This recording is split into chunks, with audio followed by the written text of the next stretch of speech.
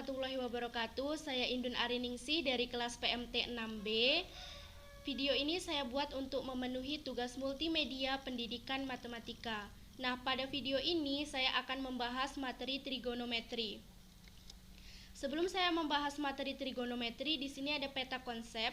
Pada materi trigonometri yang saya akan bahas itu adalah ukuran sudut, konsep sudut, perbandingan trigonometri pada segitiga siku-siku.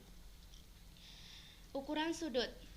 Satuan sudut yang paling sering kita temui dan dipergunakan adalah derajat atau dilambangkan dengan tanda derajat. Namun, ada satuan lain yang dapat digunakan untuk mengukur satuan sudut, yaitu satuan radian atau dilambangkan dengan rad. Besar sudut dalam satu putaran penuh adalah 360 derajat, sehingga satu derajat didefinisikan sebagai besar sudut yang dibentuk oleh 1/360 putaran penuh. Nah, ini merupakan gambar pada kehidupan nyata, di mana di sini ada jarum jam. Nah, jarum jam ini membentuk derajat. Nah, coba kita amati pada lingkaran ini. Yang pertama, satu putaran, setengah putaran, 1/4 putaran, dan 1/360 putaran. Keterangannya, 1/360 putaran itu sama aja dengan 1 derajat. Ini diperoleh dari 1/360 itu dikali 1 putaran penuh. Nah, total 1 putaran penuh itu tuh 360 derajat. Kemudian 1/4 putaran adalah itu sama dengan 90 derajat. Nah, ini diperoleh dari 1/4 dikali 360 derajat. Kemudian 1/2 putaran itu sama dengan 120 derajat. Ini diperoleh dari 1/2 dikali 360 derajat. 1/12 putaran itu juga sama dengan 30 derajat. Ini diperoleh dari 1/12 dikali 360 derajat. Kemudian 1/8 putaran itu sama dengan 45 derajat. Ini diperoleh dari 1/8 dikali 360 derajat. Selain ukuran derajat, kita juga mengenal ukuran radian. Satu radian atau dapat diartikan sebagai besar ukuran sudut pada pusat theta yang panjang busurnya sama dengan jari-jari. Nah, ini merupakan ilustrasi lingkaran. Nah, lingkaran ini memiliki titik pusat di titik 0. Nah, dia memiliki jari-jari OA dan jari-jari OB.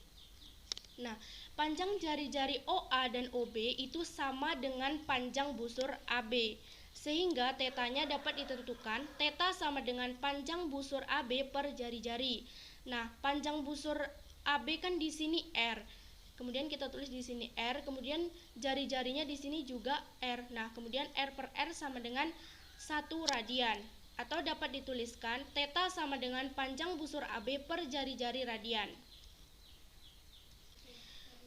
Hubungan satuan derajat dengan satuan radian adalah bahwa satu putaran penuh 360 derajat sama dengan 2 pi radian, sehingga 1/2 putaran 180 derajat sama dengan pi radian.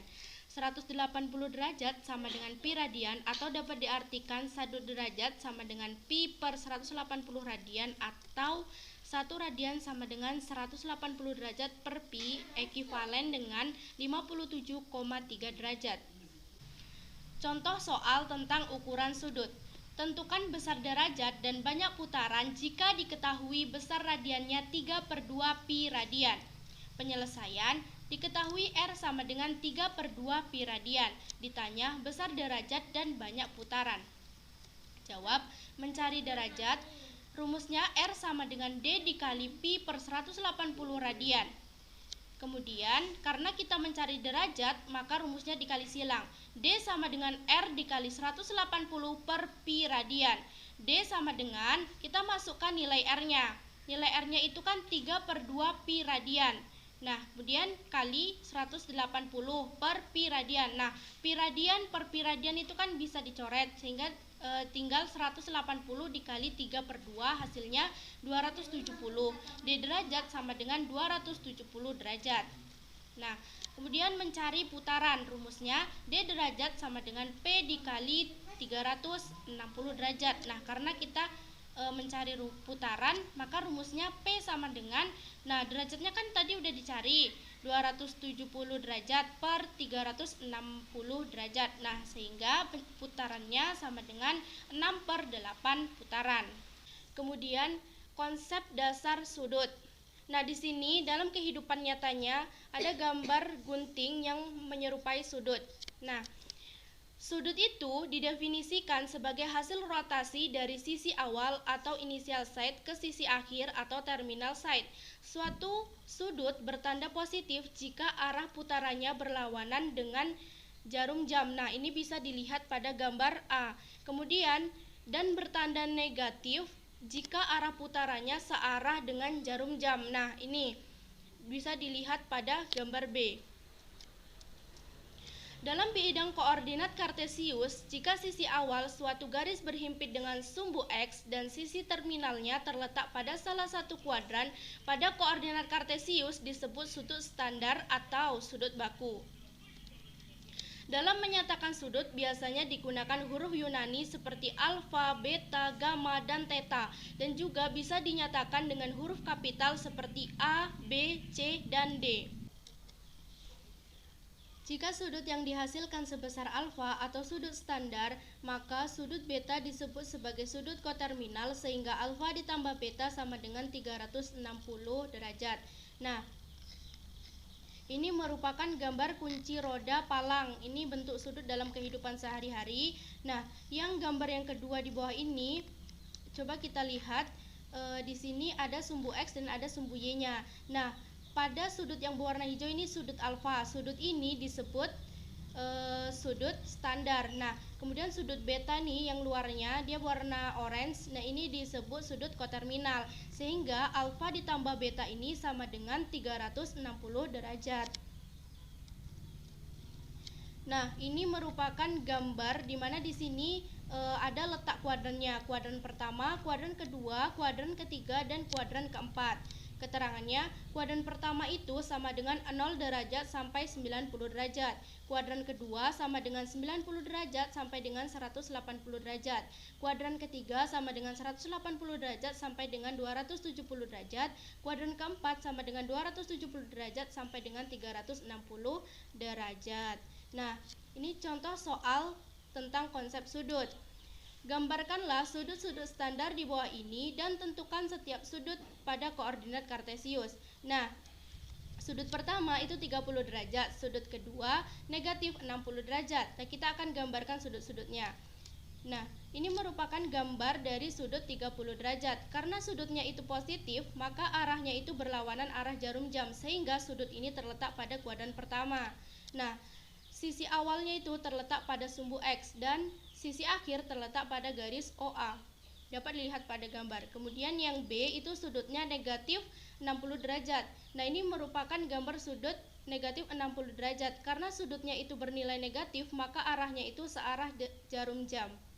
Sehingga sudut negatif 60 derajat itu terletak pada kuadran keempat. Nah, sisi awal terletak pada sumbu X dan sisi akhir itu terletak pada garis OA. Kemudian perbandingan trigonometri pada segitiga siku-siku.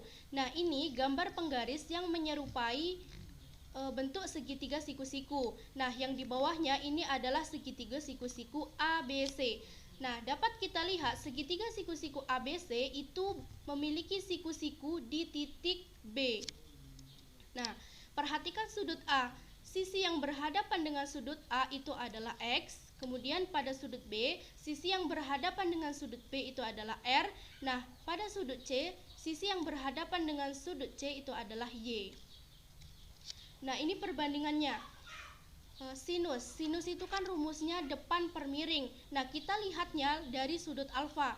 Nah, sinus itu depan per miring. Jadi sinus alfa sama dengan depan dari sudut alfa itu Y, miring dari sudut alfa itu R, jadi Y per R. Kemudian kosinus. Kosinus itu rumusnya samping per miring, ya kan? Samping dari sudut alfa itu adalah X, miring dari sudut alfa itu adalah R. Kemudian tangen. Tangen itu rumusnya depan per samping. Nah, depan dari sudut alfa itu adalah Y, samping dari sudut alfa itu adalah X. Nah, kemudian ada kosekan. Rumus kosekan itu adalah miring per depan. Miring dari sudut alfa itu adalah R, depan dari sudut alfa itu adalah Y. Nah, kemudian sekan. Sekan itu rumusnya miring per samping.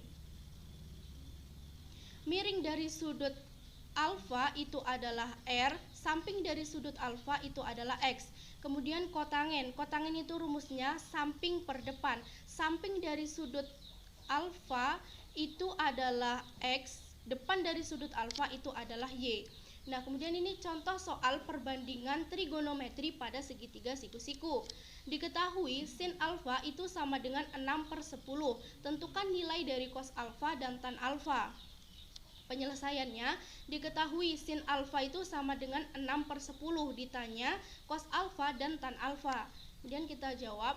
Nah, sebelum kita menjawab, kita buat dulu gambar segitiga siku-sikunya. Dimana di sini diketahui sin alfa. Sin alfa itu kan depan per miring. Nah, tadi kan sin alfa itu 6/10. Jadi depannya itu 10, miringnya itu 6. Nah, di sini sisi AB udah diketahui panjangnya 6, sisi AC udah diketahui 10. Nah, tinggal sisi BC yang belum diketahui. Nah, untuk dapat kita menentukan perbandingan tangen dan cos, kita harus tahu panjang sisi BC-nya. Nah, kita bisa cari dengan menggunakan rumus teorema Pitagoras. Rumusnya adalah BC kuadrat sama dengan AC kuadrat dikurang AB kuadrat. Nah, kemudian AC itu kan panjangnya 10, kita masukkan 10. Kemudian AB itu panjangnya 6, kita masukkan 6. Jadi 10 kuadrat itu 100, 6 kuadrat itu 36. Jadi BC kuadrat sama dengan 64. Kemudian BC-nya akar dari 64 sama dengan 8. Jadi panjang BC adalah 8. Kemudian setelah ini baru kita bisa menentukan tangen dan cosnya. Cos alfa sama dengan samping per miring. Samping dari sudut alfa itu adalah 8, miring dari sudut alfa adalah 10. Jadi cos alfa sama dengan 8/10. Kemudian tan alfa. Tan alfa itu rumusnya depan per samping. Depan dari sudut alfa itu adalah 6, samping dari sudut alfa itu adalah 8. Sehingga tan alfa sama dengan 6/8. Kemudian di sini ada kata-kata mutiara. Ilmu itu bukan yang dihafal, tetapi yang memberi manfaat. Nah, semoga ilmu yang saya bagikan tadi dapat memberikan manfaat. Nah, sekian video dari saya. Kurang dan lebih saya mohon maaf. Saya akhiri. Assalamualaikum warahmatullahi wabarakatuh.